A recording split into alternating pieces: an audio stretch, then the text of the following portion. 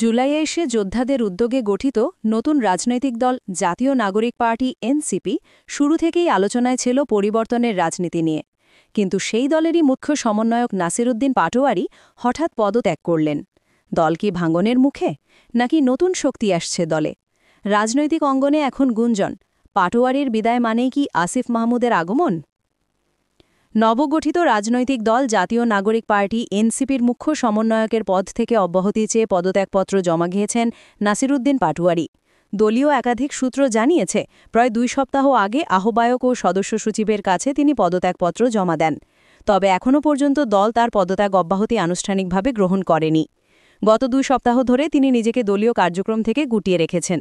সূত্রের দাবি, আসন্ন ফেব্রুয়ারির ত্রয়োদশ জাতীয় সংসদ নির্বাচন সামনে রেখে দলে যোগ দিতে যাচ্ছেন বৈষম্য বিরোধী ছাত্র আন্দোলনের সাবেক সমন্বয়ক ও বর্তমান অন্তর্বর্তী সরকারের যুব ও ক্রীড়া উপদেষ্টা আসিফ মাহমুদ সচিব ভূঁইয়া। তিনি নাকি এনসিপিতে যোগ দিয়েই নিতে চান মুখ্য সমন্বয়কের দায়িত্ব। এই প্রস্তাবে দলের কেন্দ্রীয় নেতৃত্ব মৌন সম্মতি দিয়েছে বলেই জানা গেছে। এই অবস্থাতেই মনক্ষুণ্ণ হয়ে পদত্যাগপত্র জমা দেন নাসিরুদ্দিন পাটোয়ারি। তবে তিনি পদ ছাড়লেও দলের সদস্য হিসেবেই থাকবেন বলে চিঠিতে উল্লেখ করেছেন। বিষয়টি নিয়ে জানতে নাসিরুদ্দিন পাটোয়ারির সঙ্গে যোগাযোগের চেষ্টা করলেও তিনি কোনো প্রতিক্রিয়া জানাননি।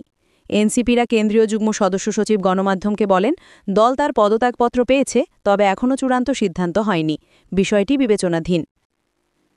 রাজনৈতিক বিশ্লেষকদের মতে নাসিরুদ্দিনের এই পদত্যাগ নতুন দল এনসিপির ভেতরকার ক্ষমতার ভারসাম্য ও দিকনির্দেশনা বদলে দিতে পারে। দেখা যাক, এই পদত্যাগের পর দল নতুন গতি পায়, নাকি ভাঙনের সুর আরও তীব্র হয়।